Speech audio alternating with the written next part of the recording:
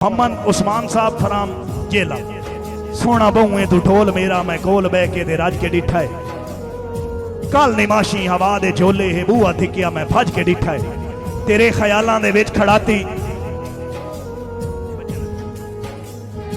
तेरे ख्यालां दे विच खड़ाती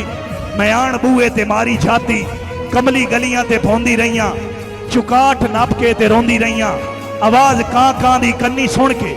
मैं वट्टे गलियां तू आंदे चुन के रो के कानू मरेंदी रहियां मिन्ता हाथ बन करेंदी रहियां क्यों बनेरे ते नित बुलेना है लूण जख्मा ते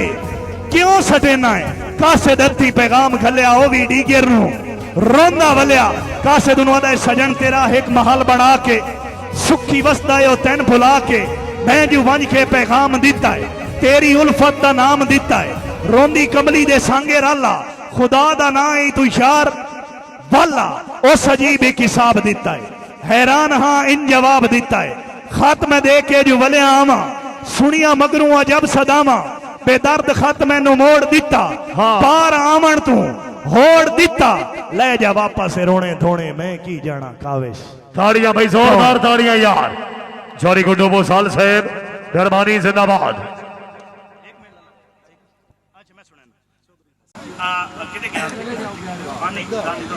अच्छा ठीक जी जी मेरे तेरा के ना है अच्छा जी प्यारे भाई जनाब शावेद बड़ैच साहब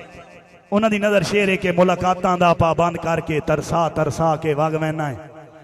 असां जख्म घुलेने रो पिट के तू यार दुखा के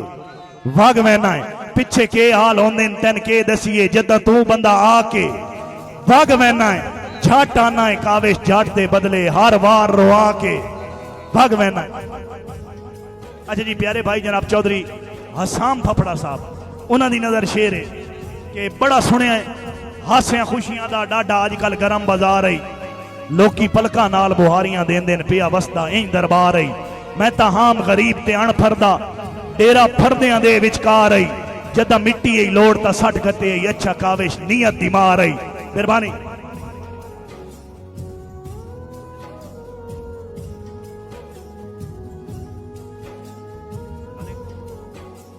भाई प्यारे भाई मलिक आमिर शहजाद साहब फराम गोलड़ा शरीफ उन्हां दी नजर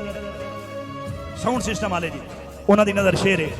कि अच्छा एक मिनट लाला जी पढ़ भाई आमिर साहब थोड़ी नजर शेर है फराम गोलड़ा शरीफ के किसे पूछया रोंदियां अखियां तू क्यों बेखबर खुदाईए पुर दर्द एहसास ते उदरां दी हिक हंज 100 अंगड़ाईए अखियां आख्या जुर्म ता कोई ना होए बदी रोत अजमैश दी आईए जेड़े काविश पतन ते दी लांदे ने किसे सजन दी बेपरवाहीए अच्छा जी मलिक मोहसिन साहब उन्हां दी फरमाइश है कि उस्ताद दे थापड़े आख्या आजमैशां तू घबरा में नहीं खुद ठांदा वत्ते कोई डर नहीं पर काविश हौसला ठामे नहीं मोहसिन भाई जेडे उच्चे पे होवे ने एक जाते खल्ले रांदे कतन पछावे नहीं